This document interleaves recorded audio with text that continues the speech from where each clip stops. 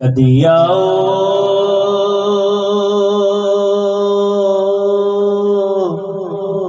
غریباں دے محلے یا رسول اللہ کدی آؤ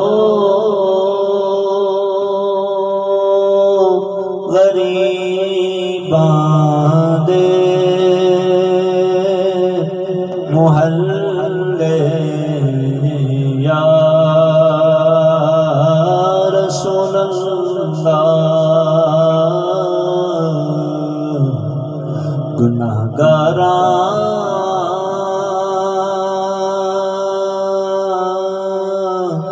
نے تیرے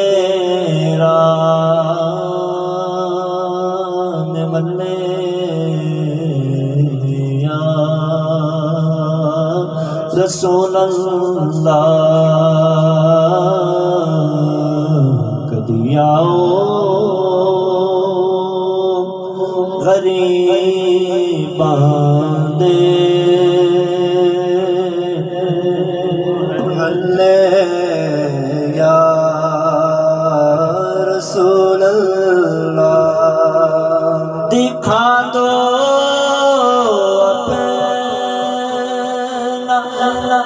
پیارا پیارا چہرہ یا رسول اللہ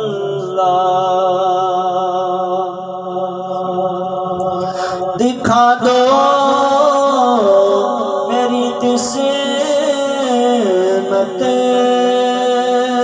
کا چمکا دو ستارہ یا رسول اللہ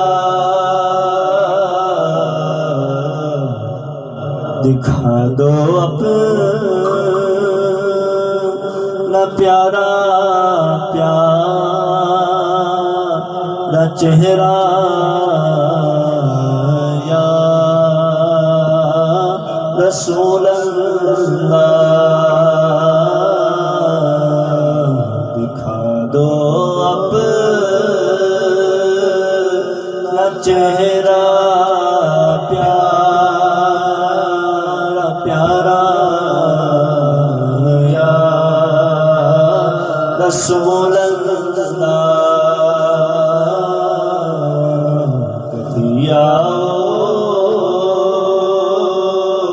غریباں دے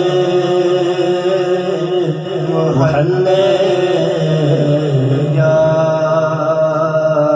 رسول اللہ یہ کوئی مشکل نہیں ہے جی ہاں کیونکہ اعلیٰ حضرت فرماتے ہیں فریاد امتی جو کرے حال ذات ممکن نہیں کہ خیر البشر کو خبر نہ ہو ان کا امتی اگر دل سے یاد کرے تو خیر البشر کو خبر نہ ہو یہ ہو ہی نہیں سکتا واللہ فریاد کو پہنچیں گے اتنا بھی تو ہو جو کوئی آہ کرے دل سے اعلیٰ حضرت فرماتے ہیں تو یہ کوئی مشکل نہیں ہے کیونکہ نبی پاک صلی اللہ علیہ وسلم جب چاہیں جس وقت چاہیں اپنے امتی کو خواب میں کا بیداری میں بھی دیدار کروا دیں امام جلال الدین سیوطی شافعی رحمۃ اللہ تعالی علیہ کے بارے میں آتے ہیں کہ آپ نے 75 بار نبی پاک صلی اللہ علیہ وسلم کا بیداری کے عالم میں جاگتی آنکھوں سے دیدار کیا ایسے ایسے بزرگ بھی ہیں امام اعظم ابو حنیفہ رحمۃ اللہ تعالی نے 100 بار خواب کے اندر رب تبارک و تعالیٰ کی زیارت کی خواب کے اندر تو یہ حدیث پاک سے مفہوم ہے نبی پاک صلی اللہ علیہ وسلم نے فرمایا جس نے خواب کے اندر مجھے دیکھا اس نے حق دیکھا یتمثل الشیطان بھی نبی پاک صلی اللہ علیہ وسلم نے فرمایا کیونکہ میری صورت پر شیطان نہیں آ سکتا جس نے میری زیارت لی اس نے مجھے ہی دیکھا خواب میں دیکھا تو وہ بیداری میں بھی ان قریب مجھے وہ دیکھ لے گا اس حدیث پاک کے تحت مفتی عامر یار خان نعیمی رحمۃ اللہ تعالی فرمانے لگے کہ یہ جس کے معنی دو ہیں، جس نے نبی پاک صلی اللہ علیہ وسلم کو دیکھا، اس کے دو مطلب بنتے ہیں۔ آپ فرمانے لگے ایک مطلب یہ ہے کہ جس امتی نے، جس خوش نصیب نے، جس عاشق رسول نے میری زیارت خواب میں کی، وہ کل قیامت کے دن بیداری میں بھی مجھے دیکھے۔ دوسرا معنی یہ بیان فرمایا آپ نے کہ جس نے مجھے خواب میں دیکھا وہ جاگتی آنکھوں سے بھی دنیا میں رہتے ہوئے میرا دیدار کر لے گا، جاگتی آنکھوں سے، کیونکہ نبی پاک صلی اللہ علیہ وسلم کا کرم جس پر بھی برس جائے، جس پر بھی ہو جائے، یہ اسی کی شان ہے، اس کو کوئی روکنے والا نہیں ہے۔ تو جمعہ کا دن ہے، بہت مبارک دن ہے۔ عاشق درود و سلام مفتی امین صاحب رحمۃ اللہ تعالی نے پوری ایک کتاب آپ کوثر لکھ کے دے دی۔ اگر ہم اس کو پڑھیں نا، اس کو پڑھیں اس کتاب کو، تو انسان کا دل جو ہے نا خود بخود درود پاک پڑھنے کی طرف مچلتا ہے۔ درود پاک ایسی ایک وظیفہ ہے، اور نبی پاک صلی اللہ علیہ وسلم نے یہاں تک فرمایا کہ جو درود پاک کثرت سے پڑھتا ہے انشاءاللہ اس کو مدینے پاک کی حاضری بھی نصیب ہوگی۔ یعنی اگر ہم غور کریں کہ درود پاک پڑھنے کی برکتیں اتنی ہیں کہ دنیا بھی مل جاتی ہے، آخرت بھی مل جاتی ہے، حتیٰ کہ نزع کے وقت آسانی کر دی جاتی ہے۔ اس سے بڑھ کر اور کیا چاہیے ہمیں؟ مرنا تو ہے یہ نا ہمیں، لیکن مرتے وقت بھی انسان درود پاک کی برکت سے کلمہ نصیب ہو جاتا ہے تو اسے اور کیا چاہیے؟ پھر یہاں تک کہ نہیں، نبی پاک صلی اللہ علیہ وسلم نے فرمایا جو درود پاک پڑھنے والا میرا امتی ہے اس کو صراط میں بھی آسانی کے ساتھ گزرنا نصیب ہوگا۔ تو نبی پاک صلی اللہ علیہ وسلم کی شفاعت ملے گی، نبی پاک صلی اللہ علیہ وسلم اسے اپنے دستے پرانوار سے آپ کوثر کے جام بھر بھر کے پلائیں گے۔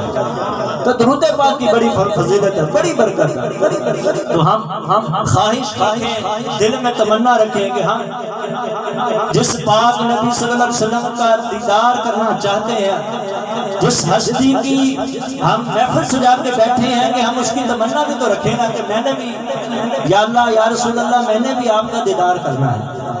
تو انشاءاللہ اس کا کرم، نبی پاک صلی اللہ علیہ وسلم کا کرم بہت ہی زیادہ ہے، وہ جب چاہیں جس پر چاہیں کرم فرما دیں۔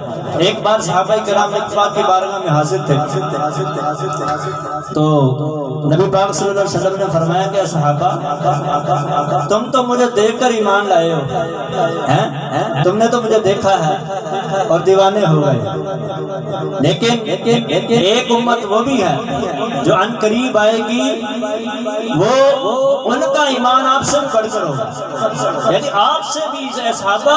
اس کا مطلب یہ نہیں ہے کہ صحابہ کی شان کم کر رہے ہیں، نہیں، صحابہ کی شان بہت بڑی ہے، اتنے صحابی کی شان بڑی ہے کہ آج تک کوئی صحابی پیدا ہو ہی نہیں سکتا۔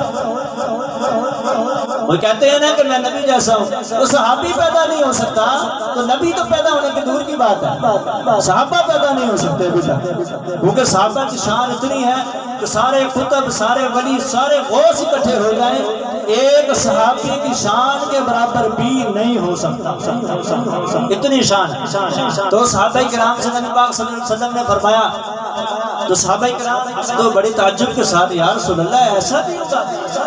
نبی پاک صلی اللہ علیہ وسلم نے فرمایا ہاں، آپ کا ایمان تو یہ ہے نا کہ آپ دیکھ کر ایمان لے آئے، صحابی کا رتبہ مل گیا، لیکن میری امت ایک ایسی امت ہوگی جنہوں نے مجھے دیکھا بھی نہیں ہوگا اور مجھ پر مر مٹنے کے لیے تیار ہوں گے، مر مٹنے کے لیے۔ آج اگر ہم غور کریں، یہ جشن ولادت کی جھنڈیاں لگائیں کس وجہ سے لگائی؟ جشن ولادت کیوں منایا گیا؟ دھوم دھام سے منایا گیا۔ اس بار جشن ولادت کی جو خوشیاں اپنی آنکھوں سے دیکھی گئی ہے نا، وہ آئندہ سال سے بھی بڑھ کر، پچھلے سال سے بھی بڑھ کر تھی، تو آئندہ سال بھی زیادہ ہی ہوگا، کیونکہ رب تبارک و تعالیٰ نے قرآن کے اندر فرما دیا وَرَفَعْنَا لَكَ ذِكْرَكَ۔ اس کا مطلب اے محبوب صلی اللہ علیہ وسلم، ہم نے آپ کے ذکر کو بلند کر دیا۔ تو جب رب تبارک و تعالیٰ اپنے محبوب کی شان کو بڑھا رہا ہے تو میں کون ہوتا ہوں اٹھانے والا؟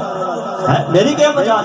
مٹتے ہیں مٹ جائیں گے اعداء تیرے. اعلیٰ حضرت ایسے نہیں فرمایا مٹتے ہیں مٹ جائیں گے دشمن تیرے، نہ مٹا ہے نہ مٹے گا کبھی چرچا تیرا، رہے گا یوں ہی ان کا چرچا رہے گا، بڑے خاک ہو جائے جل جانے والا.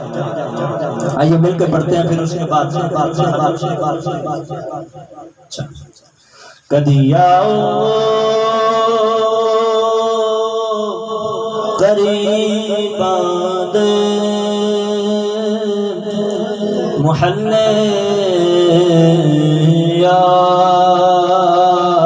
رسول اللہ.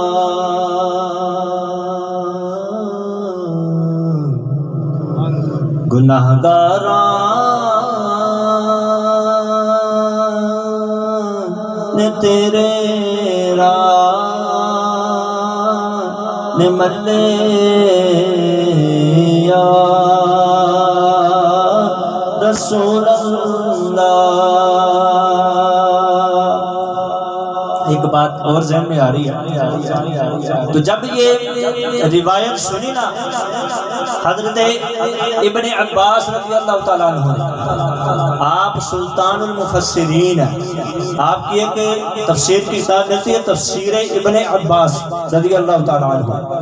آپ کے بارے میں نبی پاک نے فرمایا کہ میرے چچا ابن عباس ایسے زبردست بڑے مفسر ہیں کہ اگر قرآن کے اندر یا چاہے نا میرے اونٹ کی رسی گم ہو گیا تو وہ قرآن پڑھ کے تلاش کر لیں گے کہاں ہے. اتنے بڑے مفسر قرآن ہیں. آپ فرماتے جب میں نے یہ حدیث پاک کو سنا نہ پڑھا کہ جس نے خواب کے اندر نبی پاک کی زیارت کی اس نے وہ بیداری میں بھی دیدار کرے گا، تو کہتے ہیں مجھے نبی پاک صلی اللہ علیہ وسلم کی خواب میں زیارت نصیب ہو گئی. اب میں سوچ میں پڑ گیا کہ نبی پاک صلی اللہ علیہ وسلم نے تو فرمایا ہے کہ جس نے مجھے خواب کے اندر دیکھا وہ ان قریب مجھے بیداری میں بھی دیکھے گا. کہہ رہے اسی سوچ میں تھا حضرت ابن عباس آپ کے چچا جان فرمانے لگے. تو میں آپ اپنی خالہ جان حضرت میمونہ رضی اللہ تعالی عنہا کے پاس چلا گیا، وہ سارا ماجرا بیان کیا کہ نبی پاک نے یوں فرمایا ہے کہ جس نے خواب کے اندر دیکھا اس نے بیداری میں بھی دیدار کرنا ہے. تو میں یہ سوچ رہا ہوں یہ کیسے ہو سکتا ہے؟ بڑی پیاری بات ہے. تو حضرت میمونہ رضی اللہ تعالی عنہا نے جب یہ بات حضرت ابن عباس رضی اللہ تعالی عنہما سے سنی تو آپ نے ایک آئینہ دکھایا. کیا دکھایا؟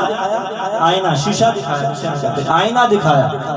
تو حضرت ابن عباس رضی اللہ تعالیٰ عنہ کہتے ہیں کہ جب میں نے آئینہ دیکھا تو اس میں میرے چہرے کی بجائے نبی پاک کا چہرہ نظر آ رہا تھا.